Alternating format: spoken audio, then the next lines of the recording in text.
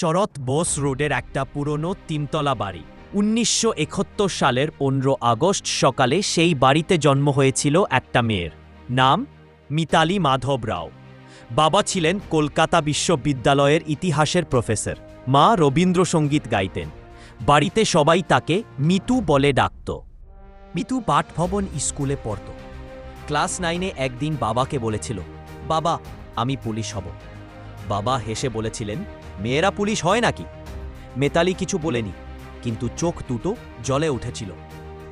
12 বছর পর সেই মেয়ে হয়ে গেল IPS. 2006 batch, all India rank 35। প্রথম পোস্টিং মালদা, তারপর বর্ধমান। কিন্তু আসল পরীক্ষা এসেছিল 2016 সালে।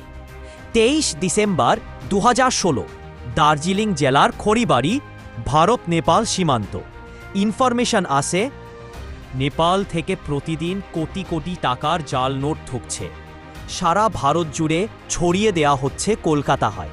কেন্দ্রীয় সংস্থা বলেছিল এই নেটওয়ার্ক ভাঙা সম্ভব না।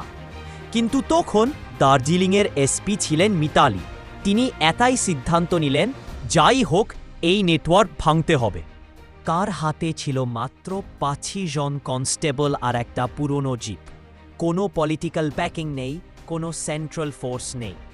তিনি নিজেই ছদ্মবেশ নিলেন, প্রবেশ করলেন সীমান্তের গ্রামে। পুরো 45 দিন, কখনো চা বাগানের শ্রমিক, কখনো দোকানের মহিলা, কখনো ভিখারি। কলকাতায় বাড়িতে কেউই জানত না তিনি কোথায় আছেন। মা ফোন করলে বলতেন, অ্যাসাইনমেন্টে আছি মা, 2 দিন পর কথা হবে। 45 দিনের শেষে তিনি যে রিপোর্ট দিলেন, সেটা দেশের গোয়েন্দা এজেন্সিগুলোর মাথা ঘুরিয়ে দিয়েছিল। সেই রিপোর্টে ছিল 8টি জাল নোট প্রিন্টিং প্রেসের ঠিকানা, 17 জন কুরিয়ারের নাম আর ছবি, কলকাতার 3টি গোডাউনের তথ্য আর পুরো নেটওয়ার্কের মাস্টারমাইন্ডের পরিচয়।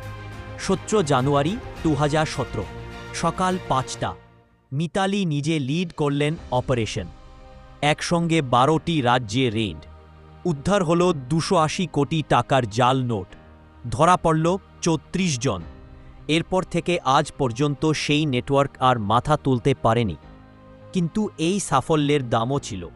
অপারেশনের আগের রাতে ফোন এসেছিল, তোমার মেয়ে যদি বেঁচে ফিরতে চাও, রেড ক্যান্সেল করো। মিতালি শুধু বলেছিলেন, আমার মেয়ে নেই, আমার মা আছেন, আর মা আমাকে শিখিয়েছেন দেশ আগে।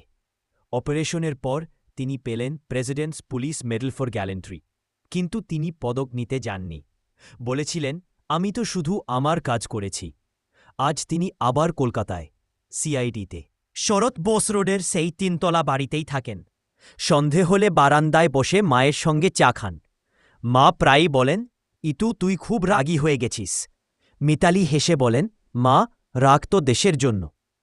কলকাতার সাধারণ মানুষ তাকে চেনে না, কিন্তু যারা চেনে তারা একটাই কথা বলে, ওই মহিলা না থাকলে আজও জাল নোটে বাজার ভরে যেত।